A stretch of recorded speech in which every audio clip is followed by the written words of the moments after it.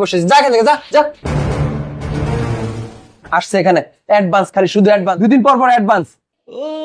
আল্লাহ, আমি মনে হয় আমার মায়ের চিকিৎসা করাতে পারবো না। এতগুলো টাকা আমি কিভাবে জোগাড় করব, আমি তো কিছু বুঝতে পারছি না। এবার বুঝতে পেরেছো? আমি কেবিনে বসে তোমাদের সব কথা শুনেছি, এই জন্য তোমাকে আমি 20,000 টাকা দিলাম। যদি কখনো পারো শোধ করে দিও, নাহলে দরকার নেই, তোমার মায়ের চিকিৎসা করো। আর হ্যাঁ, আপনাকে একটা কথা বলছি, আপনি আপনার কর্মচারীদের সাথে যে ব্যবহারটা করেন এটা করা একদম উচিত হয়নি। আপনি মালিক হিসেবে আপনার দরকার ছিল তাকে সাহায্য করার, কিন্তু আপনার সেরকম মন মানসিকতা নেই বলে আপনি করতে পারেন নাই। ম্যাডাম, আমি আপনাকে ধন্যবাদ দিয়ে ছোট করব না। আসলে আপনি আমাকে অনেক বড় বিপদের হাত থেকে বাঁচিয়েছেন।